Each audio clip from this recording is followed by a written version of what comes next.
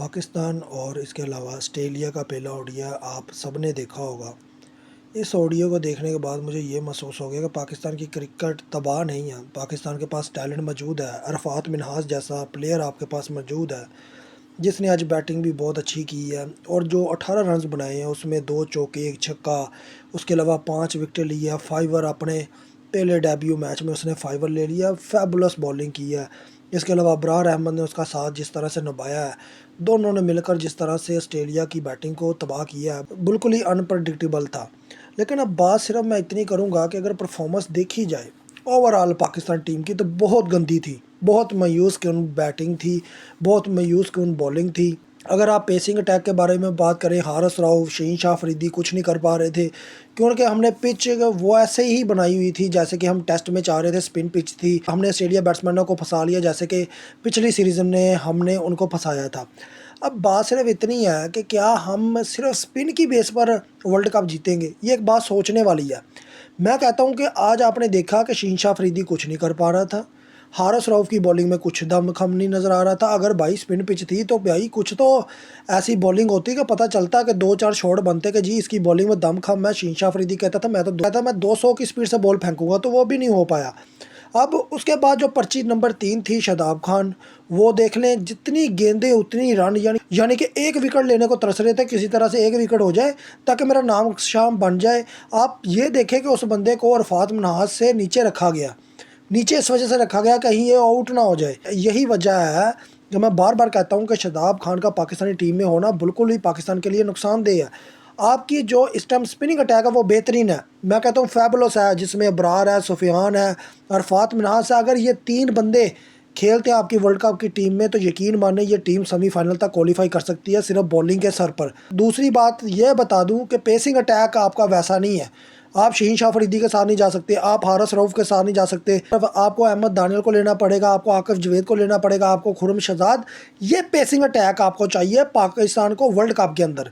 उसके अलावा अगर पाकिस्तान की बैटिंग देखी जाए तो इंतहाई गंदी तरीन बैटिंग थी। अगर फरहान साहबजादा का देखा जाए, अच्छी इनिंग खेली है, कोई नहीं, बैड लक हो जाती है, उसका कोई चक्कर नहीं है। वो चक्कर नहीं, वो पहले ओडिया में नहीं तो तीसरे ओडिया में परफॉर्म कर देता है। उसकी एक बार ये ऐसी आ जाती है कि बंदे का दिल खुश हो जाता है। आप बाबर आजम पे ज़रा गौर करें। बाबर आजम पाकिस्तान की क्रिकेट में पिछले 5 साल में इंटरनेशनल क्रिकेट में मौजूद है, उसे पाकिस्तानी की पिचेस का पता है। अगर वो बंदा स्पिन को इस तरह से डॉट खेल रहा है तो ये बहुत बड़ा क्वेश्चन मार्क था। सबसे बड़ी बात यह है कि वो स्पिन को वैसा नहीं खेल पा रहा जैसा कि उसे खेलना चाहिए। और दूसरी सबसे बड़ी बात यह है कि जिस तरीके से उसने बेधड़ल्ले से 94 गेंदें खेली हैं, 69 रन बनाए हैं। अगर आप गाजी गौरी को देख लें, चले जी, उसका जी डेब्यू था, उस बंदे ने 92 गेंदों में 65 मारा है। अब मैं बात इस चीज़ पे करना चाह रहा हूँ भाई, चलो अगर हमने इस तरह के विकेट कीपर लेके आने हैं, हमने बाबर आजम को इस तरीके से खिलाना है बैटिंग के अंदर, तो भाईजान जब 350-360 बोर्ड के ऊपर लगा होगा, जब हमारे खिलाफ बड़ी टीमें ओडिया में खेलेंगी, तो यकीन मानिए ये ऑस्ट्रेलिया की टीम तो अभी बहुत छोटी है। अगर आप इनका सिर्फ बॉलिंग अटैक देख लें, इंतहाई फारक तरीन बॉलिंग अटैक था। जूनियर से भी जूनियर बॉलिंग अटैक उन्होंने खिला दिया। ना जोश हेजलवुड है, ना उनका जो एडम जैम्पा है, ना मिचेल स्टार्क है, ना पैट कुमिंस है, ना कोई, मैं कह रहा हूँ मिचेल मार्श तक जो कैप्टन होना चाहिए था वो नहीं है, जोश इंग्लिश है।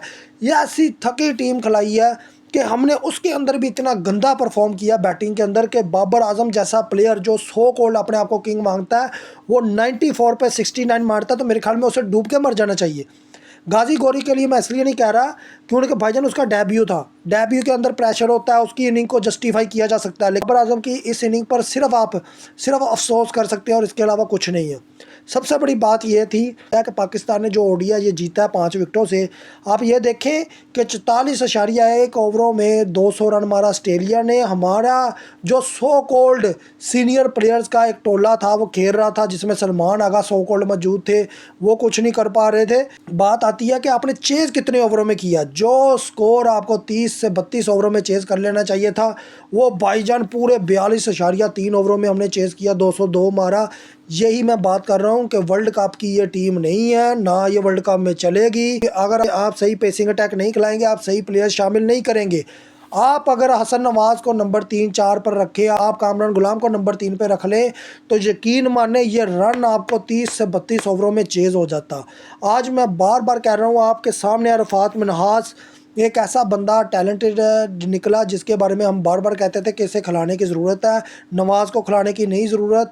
और देख लिया आपने, जब नवाज़ स्पिनिंग अटैक को नहीं खिलाया तो उसके बाद क्या रिजल्ट निकला है।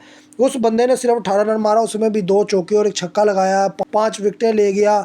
यही मैं बार बार कहता हूँ कि पाकिस्तान के पास टैलेंट बहुत है, लेकिन उन्हें मौका नहीं दिया जाता। उन्हें ऐसे मौके दस्तयाब किए जाते हैं जिसमें वो नाकाम हो जाए। आगे आप खुद समझदार है।